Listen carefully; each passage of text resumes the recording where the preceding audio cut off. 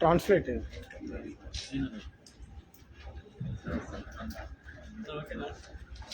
ఇంకా పేపర్స్ తీసుకురా.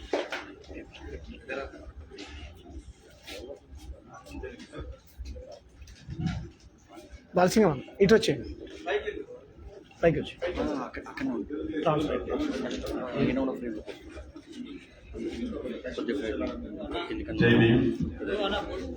ఇప్పుడు VCK party general secretary, Viluppuram Lok Sabha constituency member of parliament doctor Ravikumar garu తమిళ్లో ప్రసంగం చేస్తారు. దాన్ని నేను తెలుగులో చెప్తాను. I try my level best.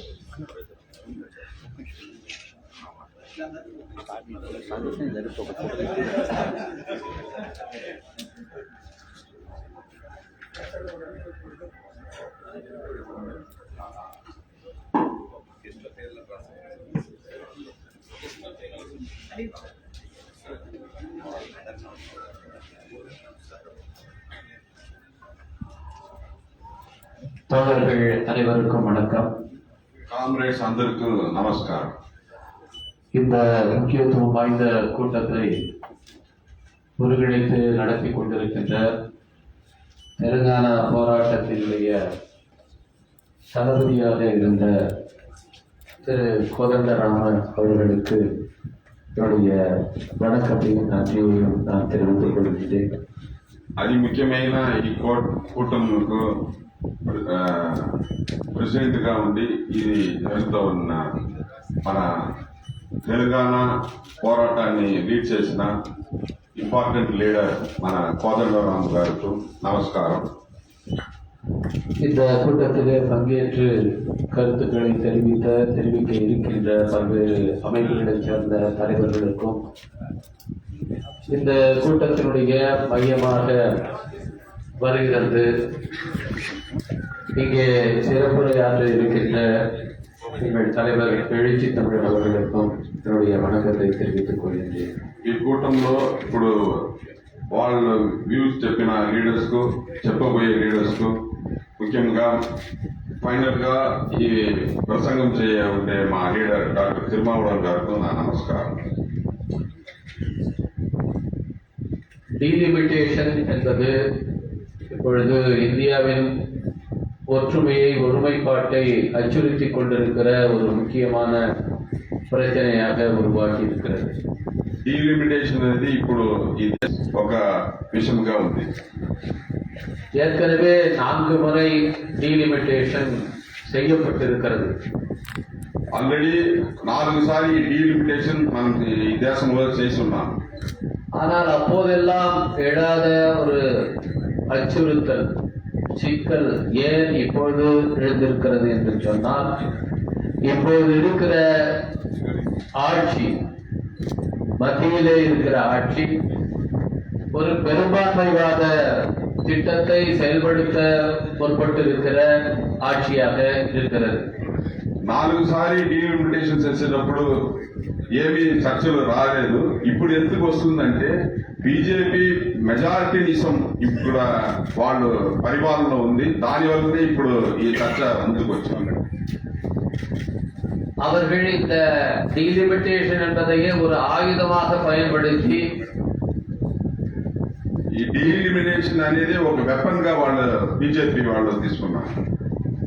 தென்னிந்திய மாநிலங்களை அடக்கி ஒடுக்கி நிரந்தரமாக தங்களுடைய மேலாதிக்கத்தை இந்தியாவில் ஏற்படுத்திக் கொள்ள பார்க்கிறார்கள். పర్టికులర్ గా సౌత్ ఇండియన్ స్టేట్స్ ని వాళ్ళ డామినేషన్ తీసుకొని రావాలనేది వాళ్ళ ఆలోచన. ஏற்கனவே இங்கே பல்வேறு முயற்சிகளை மேற்கொண்டு அவர்கள் தென்னிந்திய மாநிலங்களிலே கால்பதிக்க முயற்சி செய்து கொண்டிருக்கிறார்கள். వాళ్ళు చాలా ప్రయత్నం చేస్తున్నారు. సౌత్ ఇండియాలో వాళ్ళు ఎంటర్ కావాలా, వాళ్ళు ఇక్కడ రూల్ చేయాలని చాలా ప్రయత్నం చేస్తూనే ఉంటారు. இங்கிருக்கிற மாநில கட்சிகள் சில அவர்களுக்கு பலியாகி இருக்கின்றன. ఇక్కడ ఉండే state parties like TDP, YSRCP like that వాళ్ళు ఇక్కడ వాళ్ళకు బలి అయి ఉన్నారు. ஆனாலும் கூட அவர்கள் வட இந்தியாவிலே கோலோச்சுகிற அளவுக்கு தென்னிந்தியாவிலே அவர்களுடைய அரசியல் மேலாதிக்கத்தை நிறுவ முடியவில்லை. కానీ కూడా నార్త్ ఇండియాలో స్టేట్ పార్టీస్ లో వాళ్ళు డామినేట్ చేసే అట్లా ఇక్కడ సౌత్ ఇండియా స్టేట్ పార్టీస్ లో వాళ్ళు డామినేట్ చేయకుండా ఉండాలి, లేకుండా వాళ్ళకు ఆ పరిస్థితి లేదు ఇక్కడ. அதனால் அவர்கள் திட்டமிட்டிருக்கிற இந்து ராஷ்டிரத்தை இங்கே ஏற்படுத்துவது சிக்கலாக இருக்கிறது. వాళ్ళ అజెండా హిందూ రాష్ట్రం ఇక్కడ తీసుకొని రావాలనేది వాళ్ళ అజెండా. దానికి ఇక్కడ సౌత్ ఇండియన్ స్టేట్స్ అడ్డంగా ఉండేది అనేది వాళ్ళు ఇప్పుడు ప్రాబ్లం. அந்த இந்து ராஷ்டிரத்தை அவர்கள் சட்டபூர்வமாக அறிவிப்பதற்கு நாடாளுமன்றத்திலே 3/2 இடங்களை அவர்கள் பெற்றிருக்க வேண்டும். ఆ హిందూ రాష్ట్రాన్ని అనౌన్స్ చేయాలంటే పార్లమెంట్ లో 2/3 మెజారిటీ వాళ్ళకు ఉండాలా. அப்போதுதான் அரசமைப்பு சட்டத்தை முற்றாக தங்களுக்கு ஏற்ப அவர்களால் மாற்ற முடியும். అప్పుడే ఈ కాన్స్టిట్యూషన్ ని వాళ్ళు చేంజ్ చేసేదానికి వీలు ఉంటుంది. 2024 தேர்தலிலே அதற்காக அவர்கள் முயற்சி செய்தார்கள். ஆனால் மக்கள் அதை புரிந்து கொண்டு, குறிப்பாக இந்தியா கூட்டணி கட்சிகள் அதை புரிந்து கொண்டு முன்னெடுத்த பிரச்சாரத்தின் காரணமாக அவர்கள் ஒரு மைனாரிட்டி ஆட்சியை அமைக்க வேண்டிய நிலை ஏற்பட்டது. 2024 ఎలక్షన్ లో వాళ్ళు దీనికోసం ప్రయత్నం చేశారు. కానీ దాన్ని అర్థం చేసుకున్న ఈ ప్రజలు, ఇండియా ప్రజలు, పర్టికులర్ గా ఇండియా కూటమి వాళ్ళు చేసిన ఆ పోరాటం వల్ల వాళ్ళకు మెజారిటీ కాకుండా మైనారిటీ గవర్నమెంట్ గా ఇక్కడ పరిపాలన చేస్తున్నారు. அடுத்த தேர்தலிலும் அவர்கள் 3/2 மெஜாரிட்டியை பெற முடியாது என்பதனால் இந்த டீலிமிட்டேஷன் மூலமாக நிரந்தரமான ஒரு மெஜாரிட்டியை அவர்கள் பெற்றுவிட முயற்சி செய்கிறார்கள். దానివల్ల నెక్స్ట్ ఎలక్షన్ లో 2/3 మెజారిటీ రాకుండా పోవచ్చు. దానికోసం ఇప్పుడు డీలిమిటేషన్ ఒక వెపన్ గా తీసుకొని నార్త్ ఇండియాలోనూ ఈ సీట్లను పెరిగేట్లు వాళ్ళు చూసుకుంటున్నామంటారు. இப்பொழுது திட்டமிட்டிருக்கிற இந்த டீலிமிட்டேஷன் படி மக்களவையினுடைய லோக்சபா உறுப்பினருடைய எண்ணிக்கை 848ஆக உயர்த்தப்பட்டால், ఇప్పుడు ప్లాన్ చేసినట్లు డీలిమిటేషన్ లో Lok Sabha increase number of seats increase అయ్యి 848 సీట్స్ ఇంక్రీజ్ అవ్వాలా. ஆந்திராவுக்கும் தெலுங்கானாவுக்கும் சேர்த்து 12 இடங்கள் அதிகரிக்கும், தமிழ்நாட்டுக்கு 10 இடங்கள் அதிகரிக்கும். అట్లా 848 సీట్లు ఇంక్రీజ్ చేస్తే లోక్సభలో ఆంధ్రాలో 12 సీట్లు ఇంక్రీజ్ అవుతుంది, తమిళనాడులో 10 సీట్స్ ఇంక్రీజ్ అవుతుంది. அதுபோல கர்நாடகாவிலே ஒரு 13 இடங்கள் அதிகரிக்கும் என்று சொல்லப்படுகிறது. மொத்தமாக 35 இடங்கள் தான் தென்னிந்திய மாநிலங்களிலே அதிகரிக்கும். అట్లే కర్ణాటకలో 13 సీట్స్ ఇంక్రీజ్ అవుతుంది. టోటల్ గా సౌత్ ఇండియాలో 35 సీట్స్ మాత్రమే ఇంక్రీజ్ అవుతుంది.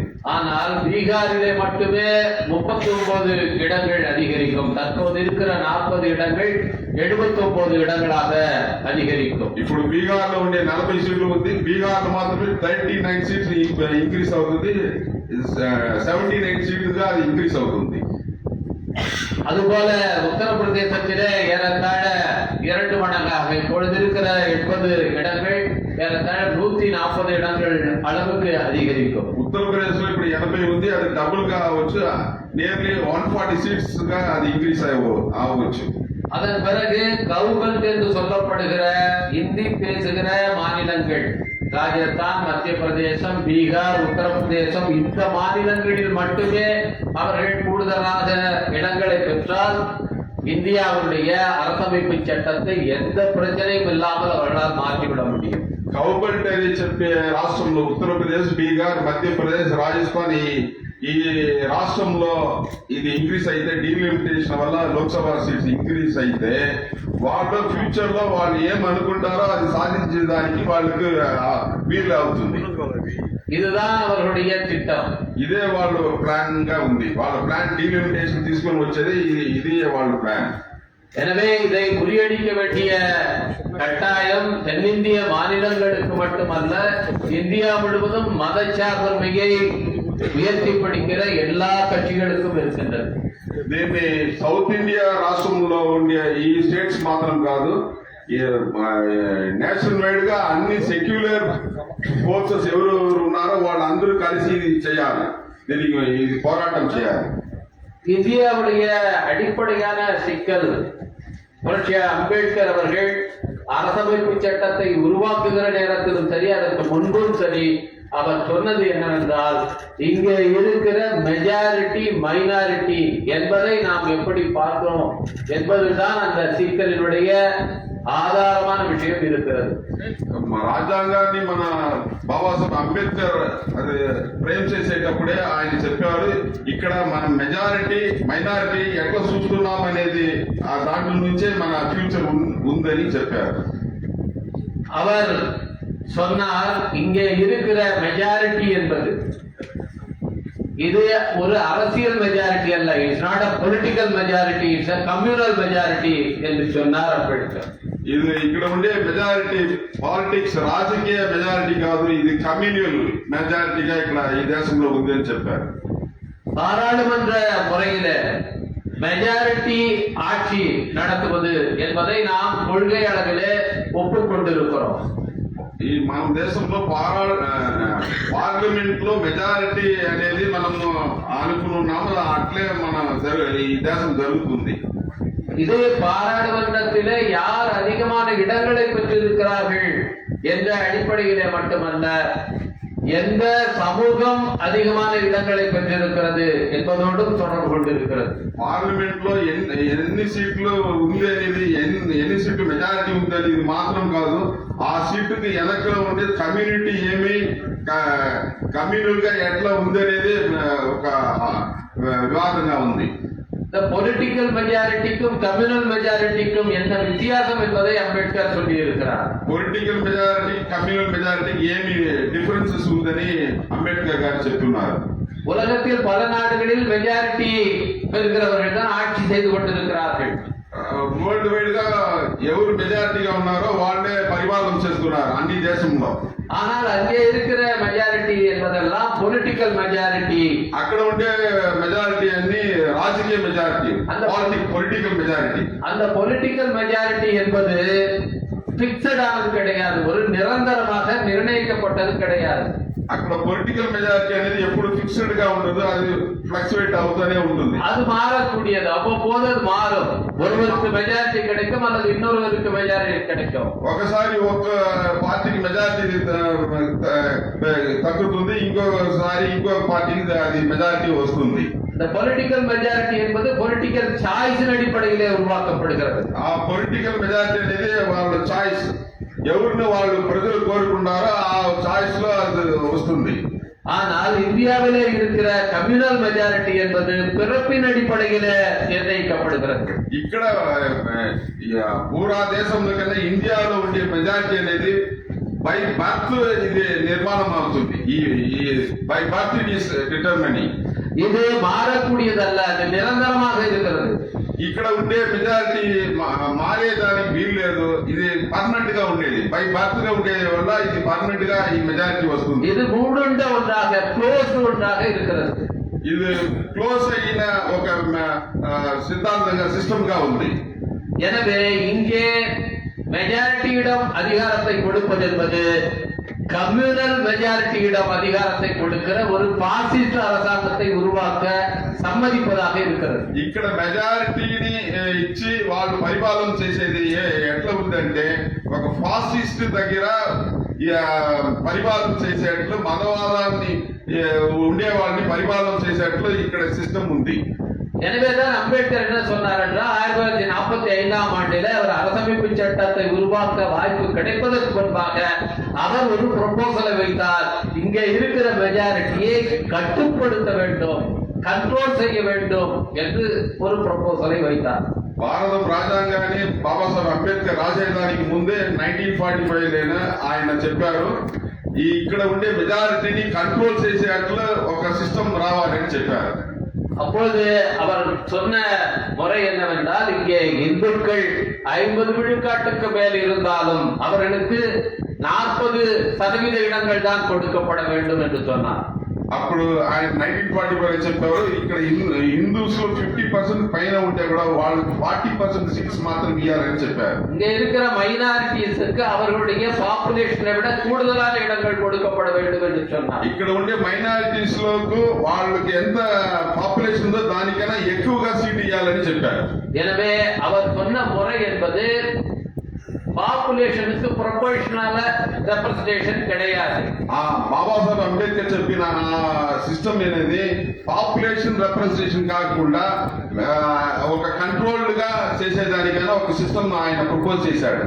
ஆனால் அதை அவரால் செயல்படுத்த முடியவில்லை. அரசமைப்பு சட்டம் இயற்றப்படுகிற அந்த டிராப்டிங் கமிட்டியுடைய சேர்மனாக அவர் இருந்த நேரத்திலும் கூட அவருடைய அந்த எண்ணத்தை அவரால் செயல்படுத்த முடியவில்லை. ఆయన భారత రాజ్యాంగాన్ని రాసే ఆయన పరిస్థితి వచ్చిన తర్వాత కూడా ఆయన చైర్మన్ గా డ్రాఫ్టింగ్ కమిటీ చైర్మన్ గా వచ్చిన తర్వాత కూడా ఆయన ఏం ప్రపోజ్ చేశాడో దాన్ని ఇంప్లిమెంట్ చేసేదానికి దాన్ని రాజ్యాంగాన్ని తీసుకుని వచ్చేదానికి ఆయనకి విలువ లేకుండా పోయింది.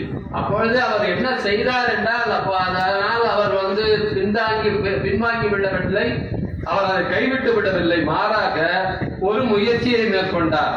అప్పుడు కూడా ఆయన అది కంట్రోల్ చేయాలని మెజారిటీస్ బై బర్త్ ఉండి ఆ మెజారిటీస్ ని కంట్రోల్ చేసేదానికి ఒక ప్రపోజల్ ఆయన చేశాడు. இந்த கம்யூனல் மெஜாரிட்டியை பொலிட்டிக்கல் மெஜாரிட்டியாக மாற்றுவதற்கு என்னென்னலாம் செய்ய வேண்டும் என்பதை செய்தார். ఆ కమ్యూనల్ మెజారిటీని పొలిటికల్ మెజారిటీగా చేసేదానికి ఏమేమి సందర్భాలు ఉంది, ఏమేమి దోవ ఉంది, అది ఆయన దాంట్లో కాన్స్టిట్యూషన్ చేశాడు. அதில் ஈக்குவாலிட்டியை கொண்டு வந்தது. பொலிட்டிக்கல் ஈக்குவாலிட்டியை கான்ஸ்டிடியூஷனுடைய மையமாக கொண்டு வந்தது அதில் முக்கியமான ஒரு பணியாகும். దాంట్లో ఇంపార్టెంట్ గా పొలిటికల్ ఈక్వాలిటీ, దట్ ఈస్ సమానత్వం, రాజకీయ సమానత్వం అని దాంట్లో తీసుకుని వచ్చేది ఇంపార్టెంట్ అయిన ఒక విషయం. அது மட்டுமல்ல, அவர் கான்ஸ்டிடியூஷனை அறிமுகப்படுத்துகிற நேரத்தில் சகோதரத்துவத்தை, ஃப்ரெட்டர்னிட்டி என்பது இங்கே ஈக்குவாலிட்டியோடு எப்படி இணைந்ததாக இருக்கிறது, அது எப்படி சுதந்திரத்திற்கு, ஃப்ரீடம் என்பதற்கு அடிப்படையானதாக இருக்கிறது என்பதை வலியுறுத்தினார். అప్పుడు సమానత్వం చెప్పేటప్పుడు అక్కడ ఫ్రెటర్నిటీ సహోదరత్వం అంటారు. ఆ లిబర్టీని ఎట్లా దానికి లింక్ చేసేదని ఆయన చేసి ఉన్నారు. ஆனால் சுதந்திரம் அடைந்த இந்த 75 ஆண்டுகளிலே இங்கே ஆட்சிக்கு வந்தவர்கள், அவர்கள் எந்த கட்சியை சேர்ந்தவர்களாக இருந்தாலும், அவர்கள் செய்து கொண்டிருப்பது என்னவென்றால், அந்த ஈக்குவாலிட்டி என்பதை கொஞ்சம் கொஞ்சமாக உடைப்பது, அதை டைலூட் செய்வது, ஃப்ரெட்டர்னிட்டி உருவாகாமல் மேலும் மேலும் வெறுப்பை பரப்புவது. ఇక్కడ 75 years గా వచ్చిన వాళ్ళందరూ ఏం చేస్తున్నారంటే ఆ ఈక్వాలిటీ అని సమానత్వాన్ని డైల్యూట్ చేసుకుని వస్తున్నారు. దానివల్ల ఇక్కడ ఫ్రెటర్నిటీ రాకుండా చూస్తున్నారు. ఇక్కడ దానికోసం ఒక హేట్ పాలిటిక్స్ ని ఇక్కడ వాళ్ళు చేస్తానే ఉంటారు. அதன் உச்சத்தை தான் இன்றைக்கு இருக்கிற ஆட்சியாளர்களிடத்திலே நாம் பார்க்கிறோம். దాన్ని టాప్ గా ఇప్పుడు ఉన్నే ఒక పార్టీగా ఇప్పుడు పరిపాలన చేసిన బీజేపీ పార్టీగా ఉంది. இப்போது இருக்கிற ஆட்சியாளர்கள் அரசமைப்பு சட்டத்தை மாற்றிவிட்டு புதிதாக ஒன்றை கொண்டு வருவதை விட இன்றைக்கு இருக்கிற அரசமைப்பு சட்டத்தையே இன்டர்பிரேட் செய்வதன் மூலமாக தங்களுக்கு ஏற்ப மாற்றி அமைத்துக் கொண்டிருக்கிறார்கள். ఇప్పుడు ఉండే పరిపాలన చేస్తున్న బీజేపీ వాళ్ళు కొత్తగా ఒక కాన్స్టిట్యూషన్ తీసుకొని వచ్చేదానికి ఆల్టర్నేట్ గా ఇక్కడ ఉండే ఈ కాన్స్టిట్యూషన్ దీన్ని ఇంటర్ప్రిట్ చేసి ఎట్లా దీన్ని వాళ్ళు సాధనంగా చేయాలని వాళ్ళు ఒక్కొక్కటి చేస్తానే ఉంటారు. அமெண்ட்மெண்ட்ஸ் மூலமாக இன்றைக்கு வக்ஃபு சட்டத்திலே கொண்டு வந்திருக்கிற அமெண்ட்மெண்ட் உட்பட அமெண்ட்மெண்ட்ஸ் மூலமாக இந்த மாற்றத்தை செய்வது, அரசமைப்பு சட்டத்தை டைலூட் செய்வது. ఇక్కడ ఇప్పుడు కొత్తగా అమెండ్మెంట్ ఒక్కొక్క దాంట్లో అమెండ్మెంట్ తీసుకుని వస్తున్నారు. లేటెస్ట్ కూడా వక్ఫ్ బోర్డు అమెండ్మెంట్ తీసుకుని వచ్చారు. ఆ అమెండ్మెంట్ అమెండ్మెంట్ ద్వారా వాళ్ళు కొంచెం కొంచెంగా డైలెక్ట్ చేసుకుని వస్తున్నారు. இன்னொரு பக்கம் ஜுடிஷியரியில இருக்கிறவர்கள் ஜட்ஜஸ் அவர்கள் புது புது இன்டர்பிரேஷன் கொடுப்பது மூலமாக, உதாரணத்துக்கு எக்கனாமிக்கல் வீக்கர் செக்ஷன் என்பதும் ரிசர்வேஷனுக்கு தகுதியானது என்று இன்டர்பிரேட் பண்ணினார்கள். அப்படி இன்டர்பிரேஷன் கொடுப்பது மூலமாக டைலூட் செய்வது. అదే మాదిరిగా ఇప్పుడు జుడిషియరీలో ఉండే జస్టిస్ అందరూ ఇంటర్ప్రిటేషన్ ఇస్తున్నారు. కాన్స్టిట్యూషన్ ని ఇంటర్ప్రిటేషన్ గా కొత్తగా ఇంటర్ప్రిటేషన్ చేస్తున్నారు. దానివల్ల ఇప్పుడు ఎకనామికల్ వీకర్ సెక్షన్ అని ఒక చట్టం వచ్చింది కదా, దాని వల్ల అట్లా వాళ్ళు ఈ జుడిషియరీ వల్ల దీన్ని కాన్స్టిట్యూషన్ மெல்லமெல்லங்க వాళ్ళు டைலூட் చేస్తూనే వస్తున్నారు. இந்த எதிர்வரும் 4 ஆண்டுகள் இன்னும் பிஜேபி ஆட்சி இருக்க போகிறது. இந்த 4 ஆண்டுடைய முடிவிலே நாம் பார்த்தோமானால் 1950 புரட்சி அம்பேத்கர் வகுத்து தந்த அரசமைப்பு சட்டம் இந்த 4 ஆண்டுகளுக்கு பிறகு இருக்காது. ఇంకా 4 సంవత్సరాలు ఉంది వాళ్ళ పరిపాలన, బీజేపీ పరిపాలన. 4 సంవత్సరాల తర్వాత చూస్తే బాబాసాహెబ్ అంబేద్కర్ రాసిన కాన్స్టిట్యూషన్ ఉండకుండా పోవచ్చు. 2024 தேர்தலிலே திரு ராகுல் காந்தி அவர்கள் தன்னுடைய கையில கான்ஸ்டிடியூஷன் புத்தகத்தை வைத்துக் கொண்டு இதற்கு மிகப்பெரிய ஆபத்து வந்திருக்கிறது, இதை பாதுகாக்க வேண்டும் என்று தன்னுடைய கேம்பெயினை மையப்படுத்தினார். 2024 ఎలక్షన్ అప్పుడు రాహుల్ గాంధీ గారు ఆయన చెయ్యిలో ఇండియన్ కాన్స్టిట్యూషన్ పెట్టుకొని దీనికి కాపాడుకోవాలా, దీనికి ఆపత్తు డేంజర్ వచ్చింది అని ఆయన ప్రచారం చేశారు. அந்த பிரச்சாரம் தான் இன்னைக்கு பிஜேபி ஒரு மைனாரிட்டி ஆட்சிக்கு தள்ளியது. ఆ ప్రచారం రాహుల్ గాంధీ చేసిన ఆ ప్రచారమే బీజేపీని ఈసారి 2024 ఎలక్షన్ లో మైనారిటీ గవర్నమెంట్ గా మార్చింది. ஆனால் 2024 ஆட்சி அமைந்ததற்கு பிறகு நாம் எல்லாம் என்ன நினைத்துக் கொண்டோம் என்றால், இனிமேல் பிஜேபியால் அரசமைப்பு சட்டத்தை மாற்ற முடியாது என்று நாம் அலட்சியமாக இருக்கிறோம். అట్లా మైనారిటీ గవర్నమెంట్ వచ్చిన తర్వాత మనమందరూ ఏమనుకున్నామంటే ఇంకా మోడీ గవర్నమెంట్, బీజేపీ గవర్నమెంట్ ఏమీ అమెండ్మెంట్ అంతా చేయదు అని మనం ఆలోచన చేశాం. ஆனால் உண்மை அதுவல்ல. அவர்கள் மைனாரிட்டி அரசாக இருந்தாலும் டிடிபி போல அங்கே இருக்கிற ஜேடியு போன்ற கூட்டாளிகளை வைத்துக் கொண்டு அவர்கள் அரசமைப்பு சட்டத்தை தொடர்ந்து மாற்றிக் கொண்டிருக்கிறார்கள். కానీ అది నిజం లేదు. వాళ్ళు మైనారిటీగా గవర్నమెంట్ గా ఉంటే కూడా ఇక్కడ ఉండే టీడీపీ, అక్కడ నితీష్ కుమార్ జేడీయూ వీళ్ళు సపోర్ట్ వల్ల ఇప్పుడు మెల్లంగా వాళ్ళు అమెండ్మెంట్ ఇదంతా చేస్తూనే ఉంటారు. ஒன் நேஷன் ஒன் எலெக்ஷன் என்பதற்கான அமெண்ட்மெண்ட்டை அடுத்து கொண்டு வர போகிறார்கள். నెక్స్ట్ వాళ్ళు ఏం చేయబోతారంటే ఒక దేశం ఒక ఎలక్షన్ ని వాళ్ళు తీసుకొని రాబోతారు. அந்த திருத்தம் செய்யப்பட்டு விட்டால் இந்தியா இன்டைரக்டாக ஒரு பிரசிடென்ஷியல் గవర్నమెంటాக మాற்றப்படும். అట్లా అది అమెండ్ చేసి ఒక నేషన్ ఒక ఎలక్షన్ అని వాళ్ళు తీసుకుని వస్తే ఈ దేశం ప్రెసిడెన్షియల్ ఫామ్ గా, అమెరికాలో ఉండే ఆ ప్రెసిడెన్షియల్ ఫామ్ సిస్టమ్ గా ఇండియా చేంజ్ అవుతుంది. அதுக்கு பிறகு பார்லிமெண்டரி ஃபார்ம் ஆஃப் கவர்மெண்ட் இங்கே இருக்காது. దాని తర్వాత ఈ పార్లమెంట్ డెమోక్రసీ చేసే ఈ సిస్టమ్ ఉండదు. எனவே இந்த நிலையில் தான் இந்த டீலிமிட்டேஷன் என்பதை அவர்கள் எப்படி ஆயுதமாக பயன்படுத்துகிறார்கள் என்பதை நாம் பார்க்க வேண்டும். దానివల్ల ఇప్పుడు ఈ డీలిమిటేషన్ ని వాళ్ళు ఒక వెపన్ గా ఎట్లా చూస్తున్నారని మనం చూసుకోవాలా. நான் தலித்துகளுடைய நோக்கிலிருந்து இந்த டீலிமிட்டேஷனை எப்படி பார்ப்பது என்பதை மட்டும் 2 வார்த்தைகள் சொல்லி என்னுடைய உரையை நிறைவு செய்ய விரும்புகிறேன். ఈ డీలిమిటేషన్ దళిత్ ఆస్పెక్ట్ నుంచి, దళిత్ యాంగిల్ నుంచి నేను ఎట్లా చూస్తున్నానని ఒక 2 మాటలు మాత్రం చెప్పి నేను ముగిస్తున్నాను. வாக்குரிமையை பொறுத்த அளவிலே இதை பற்றிய கூடுதலான விழிப்புணர்வு பெற்றவர்களாக இந்த நாட்டிலே இருப்பவர்கள் தலித்துகள் தான். ఓటింగ్ రైట్స్ గురించి, హక్కుల గురించి తెలుసుకున్న వాళ్ళు, ఆ అవేర్నెస్ ఉండేవాళ్ళు ఇప్పుడు దళితుగా ఎమర్జ్ అయి ఉన్నారు. 1919ஆம் ஆண்டிலே இங்கே முதலாக அம்பேத்கர் எழுதிய பொலிட்டிக்கல் டாக்குமெண்ட் என்பதே தலித்துகளுடைய பிரான்சைஸ் ரைட்ஸ் பற்றியதுதான். 1919 లో అంబేద్కర్ మొట్టమొదటిగా రాసిన పొలిటికల్ ఓటింగ్ రైట్, ఆ ఫ్రాంచైజ్ గురించి ఆయన ఫస్ట్ రాసిన్నాడు. மாண்டேக்கு செல்ஃபோர்டு குழுவின் முன்னாக அவர் சமர்ப்பித்த அந்த ஆவணத்திலேயே யூனிவர்சல் பிரான்சைஸ், அனைவருக்கும் வாக்குரிமை வேண்டும் என்று வலியுறுத்தினார். 99 మాంటేకు సెల్ఫోర్డ్ ఆ కమిషన్ వచ్చేటప్పుడే ఆయన వాళ్ళ దగ్గర ఇచ్చిన డాక్యుమెంట్ ఏమంటే అందరికి ఓటు, అందరికీ ఓటు హక్కు రావాలని ఆయన చెప్పాడు. அதுக்கு பிறகு நடத்தப்பட்ட ரவுண்ட் டேபிள் கான்ஃபரன்ஸுக்கு பிறகு దాని తర్వాత 1930-31 అప్పుడు జరిగిన రౌండ్ టేబుల్ కాన్ఫరెన్స్ తర్వాత அது கொடுக்கப்பட்ட ரெப்ரசன்டேஷன் இவர்களுக்கு பிரதிநிதித்துவம் எவ்வளவு என்றால் வெறும் 75 இடங்கள் தான் இந்தியா முழுவதும் கொடுக்கப்பட்டது.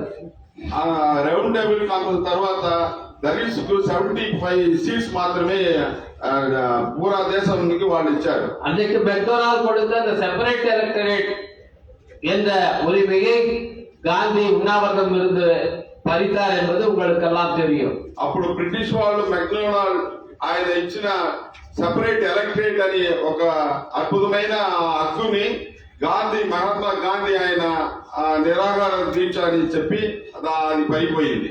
அதுக்கு பிறகு ஏற்படுத்தப்பட்ட அந்த ரெப்ரசன்டேஷன் என்பது பூனா பேக்டுக்கு பிறகு ஏற்படுத்தப்பட்ட அந்த ரெப்ரசன்டேஷன் என்பது 2 விதமான தேர்தலை அறிமுகம் செய்தது. అప్పుడు 1932లో ఆ పూనా ప్యాక్ట్ గాంధీ అంబేద్కర్ ఆ పూనా ప్యాక్ట్ తర్వాత రెండు విధమైన సిస్టమ్ ఎలక్షన్ సిస్టమ్ వచ్చింది. தலித்துகளுடைய பிரதிநிதிகள் முதல்ல பேனல் சிஸ்டத்துல பேனல் எலெக்ஷன் என்று அவர்களுக்குள்ளாரே பிரதிநிதிகளை வைத்து முதலிலே தேர்தல் நடத்தி அதிலே தேர்ந்தெடுப்பது. అప్పుడు ఫస్ట్ ఏం చేశారంటే దళిత్స్ రిప్రజెంటేటివ్స్ ఎట్లా ఎలక్ట్ చేశారంటే ఒక ప్యానెల్ మారి పెట్టి దళిత్స్ మాత్రమే ఓటేసి ఆ ప్యానెల్ లో వచ్చే వాళ్ళని ఎలక్ట్ చేశారు. మాత్రం அதன் பிறகு ஜெனரல் எலெக்ஷன்ல அதிலிருந்து தேர்ந்தெடுக்கப்படுகிற போட்டியிட்டு வெற்றி பெறுவது. ఆ దళిత్స్ లో ఆ ప్యానెల్ లో ఎవరు గెలుస్తున్నారో వాళ్ళు 4 మాత్రం జనరల్ లో పోటీ చేశారు. இதன் அடிப்படையில ஒரு தேர்தல் தான் நடைபெற்றது. ఈ సిస్టమ్ ఒకే ఒక ఎలక్షన్ మాత్రం ఇండియాలో జరిగింది. அதன் பிறகு அரசமைப்பு சட்டம் அவையிலே அதற்கான விவாதம் வந்த நேரத்திலே இந்த சிஸ்டம் மிகவும் கடுமையானதாக நிறைய தடைகள் கொண்டதாக இருக்கிறது என்று தலித் பிரதிநிதிகளே அங்கே எடுத்து சொன்னார்கள். దాని తర్వాత పార్లమెంట్ లో చర్చ వచ్చిన తర్వాత ఈ సిస్టమ్ చాలా డిఫికల్ట్ గా ఉందని దళిత్ రిప్రజెంటేటివ్స్ పార్లమెంట్ లో చెప్పారు. இங்க மெட்ராஸ் பிரசிடென்சியிலிருந்து அன்றைக்கு பிரதிநிதிகளாக போயிருந்த வி முனுசாமி பிள்ளை அதுபோல நாகப்பா முதலானவர்கள் அதை பற்றி அங்கே பேசினார்கள். అప్పుడు పార్లమెంట్ లో తమిళనాడు నుంచి మెడ్రాస్ నుంచి పోయిన మునుసామి పిళ్ళై నాగప్ప వీళ్ళిద్దరూ అక్కడ దీని గురించి పార్లమెంట్ లో మాట్లాడారు. மகாராஷ்டிராவிலிருந்து சென்ற காண்டேகர் என்பவரும் அதை பற்றி விரிவாக பேசி இருக்கிறார். మహారాష్ట్ర నుంచి పోయిన కాండేకర్ అనే ఆయన దీని గురించి మాట్లాడారు. அதன் பிறகு ஏற்படுத்தப்பட்ட தேர்தல் முறை இந்தியா சுதந்திரம் அடைந்ததற்கு பிறகு ஏற்படுத்தப்பட்ட தேர்தல் முறை இரட்டை தொகுதி முறை. దాని తర్వాత వచ్చిన సిస్టమ్ ఏంటంటే డబుల్ మెంబర్ కాన్స్టిట్యూన్సీగా వాళ్ళు చేశారు. அதன் அடிப்படையிலே 2 தேர்தல்கள் நடைபெற்றன. 1952, 57 2 தேர்தல்கள் நடைபெற்றன. దాని తర్వాత 52లో 57లో 2 ఎలక్షన్ జరిగింది. அதன் பிறகு உருவாக்கப்பட்டதுதான் இன்றைக்கு இருக்கிற ரிசர்வ் தொகுதி முறை. 57 తర్వాత ఉండే ఈ సిస్టమ్ தான் ఇప్పుడు ఉండే సిస్టమ్ தான் 57 తర్వాత ఉండేది. இது அம்பேத்கர் அவர்கள் முன்வைத்த ரிசர்வ் தொகுதி முறை அல்ல. ఇది అంబేద్కర్ ఆయన ఏం ప్రపోజ్ చేశాడో ఆ సిస్టమ్ కాదు ఇప్పుడే ఉండే రిజర్వేషన్ పార్లమెంట్ లో రిజర్వేషన్ సీట్స్ ఉంది కదా ఈ సిస్టమ్ అంబేద్కర్ ప్రపోజ్ చేసిన సిస్టమ్ కాదు. சுதந்திரத்துக்கு பிறகான இந்த 75 ஆண்டுகள்ல ஆட்சியில இருக்கிறவர்கள் தலித்துகளுடைய பிரதிநிதித்துவத்தை எப்படியெல்லாம் குறைக்கலாம் என்பதற்கு திட்டமிட்டு பல நடவடிக்கைகளை எடுத்து வருகிறார்கள்.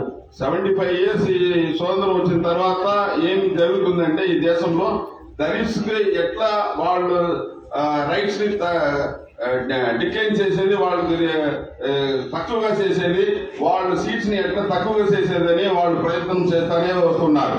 அந்த ரிசர்வ் தொகுதி முறைகளை மாற்றுவது என்பது ஒன்று. ఆ రిజర్వ్ కాన్స్టిట్యూన్సీ ని చేంజ్ చేసేది అనేది ఒకటి. இன்னொன்று இந்த டீலிமிட்டேஷன் அடிப்படையில దళితులుடைய వాக்குகளை మదింపిల్లాமல் செய்வது இன்னொன்று. ఇంకొకటి ఏమంటే ఈ డీలిమిటేషన్ లో దళిత్స్ ఉండే ఓటింగ్ వాల్యూని వాల్యూ లేకుండా చేసేది ఇంకొకటి. எஸ்சி எஸ்டி இரண்டுக்கும் ரிசர்வ் தொகுதிகள் உருவாக்கப்பட்ட போது எஸ்டிக்கு என்ன அவர்களுக்கு இருந்த அனுகூலம் என்னவென்றால் வசதி என்னவென்றால் அவர்கள் ஒரு இடத்தில் செறிவாக கான்சென்ட்ரேட்டடாக இருந்தார்கள். ఎస్సీ ఎస్టీలకు వాళ్ళకి సెపరేట్ కాన్స్టిట్యున్సీ రిజర్వ్ కాన్స్టిట్యున్సీ చేసినప్పుడు ఏమైందంటే అప్పుడు ఎక్కడ ఎస్సీస్ మెజారిటీగా ఉన్నారో ఎస్టీసీ ఎక్కడ మెజారిటీగా ఉన్నారో అక్కడ ఆ కాన్స్టిట్యున్సీ ఐడెంటిఫై చేసి దాన్ని రిజర్వ్ చేశారు. ஆனால் எஸ்சி மக்களை பொறுத்தளவில் அவர்கள் டிஸ்பர்ஸ் ஆகி பரவலாக இருக்கிறார்கள். எந்த ஒரு கிராமத்திலும் எந்த ஊரிலும் அவர்கள் மெஜாரிட்டியாக 40 விழுக்காட்டுக்கு மேல் கூட மக்கள் தொகை கொண்டவர்களாக இருப்பதில்லை. కానీ దళితులు ఎట్లా ఉన్నారంటే స్కాటర్ గా ఉన్నారు. ఎక్కడనో వాళ్ళ మెజారిటీగా లేదు. అక్కడ 30% 40% అట్లే ఉంటారు. మెజారిటీగా ఉంటే కూడా ఒక 30-40% గా ఉంటారు. వాళ్ళు స్కాటర్ గానే ఉంటారు. டீலிமிட்டேஷன் செய்யும் போது என்ன செய்கிறார்கள் என்று சொன்னால், தலித்துகள் எங்கே எல்லாம் கான்சென்ட்ரேட்டடாக இருக்கிறார்களோ அந்த வாக்கு அந்த தொகுதியினுடைய தேர்தல் முடிவை தீர்மானிக்க விடாமல் தடுக்கிறார்கள். ఎక్కడంతా ఇప్పుడు దళిత్ మెజారిటీగా ఉన్నారో అక్కడంతా వాళ్ళు విన్ ఉండే పరిస్థితిని చేస్తున్నారు. அதுபோலத்தான் மைனாரிட்டிஸ், குறிப்பாக முஸ்லிம்களுடைய வாக்குகளையும் அப்படித்தான் சிதறடிக்கிறார்கள். ఈ డీలిమిటేషన్ ఏం చేస్తున్నారంటే దళితులు మాత్రం కాదు, ముస్లింస్ ఓటర్స్ ఎక్కడ ఎక్కువగా ఉందో దాన్ని డివైడ్ చేసి అట్లా అది కాన్స్టిట్యూన్సీ క్రియేట్ చేస్తున్నారు. இது 4வது டீலிமிட்டேஷன்ல தெளிவாக இது நடந்தது. ఈ 4th డీలిమిటేషన్ ఇట్లా జరిగింది. எதிர்வரும் டீலிமிட்டேஷனில் அப்படி அவர்கள் இந்த வாக்குகளை சிதறடிக்க விடாமல் பார்த்துக் கொள்ள வேண்டியது நமக்கு மிக மிக முக்கியம். అట్లా ఈ ముస్లిం ఓట్స్ దళిత్ ఓట్స్ ని అట్లా స్కాటర్ గా చేసి డివైడ్ చేసి వాళ్ళు విన్ చేసే అట్లా చేయకుండా పరిస్థితిని రాకుండా చూసేది మనం జాగ్రత్తగా ఉండి చూసుకోవాలి. మనం இதை செய்கிற அதே நேரத்தில் நமக்கு இருக்கிற மிக முக்கியமான கடமை புரட்சி அம்பேத்கர் சொன்ன இந்த கம்யூனல் மெஜாரிட்டியை பொலிட்டிக்கல் மெஜாரிட்டியாக மாற்றி அமைப்பது எப்படி என்பதை பற்றியதாகும். దీంట్లో మనకు చాలా రెస్పాన్సిబిలిటీ ఏంటంటే ఈ కమ్యూనల్ మెజారిటీగా ఉండేది పొలిటికల్ మెజారిటీగా మార్చాలా అనేది మనం గుర్తుంచుకొని దాని గురించి మనం ఆలోచన చేయాలి. அதற்கு ஒரு சகோதரத்துவத்தை ஃப்ரெட்டர்னிட்டியை கட்டமைப்பது அடிப்படையானது. அதைத்தான் இந்த கூட்டத்தின் மூலமாக நம்முடைய மரியாதைக்குரிய கோதண்டராம் அவர்கள் முன்னெடுத்திருக்கின்றார். దాన్ని చేయాలనేది ఆ ఫ్రెటర్నిటీని డెవలప్ చేయాలనేది ఈ కూటం పర్పస్ గా ఉంది. దాన్నే మన కోదండరామ్ గారు చేస్తా ఉన్నారు. அவருக்கு நன்றி சொல்லி என்னுடைய உரையை முடிக்கிறேன். నమస్కారం థ్యాంక్స్ చెప్పి నేను ముగిస్తున్నాను.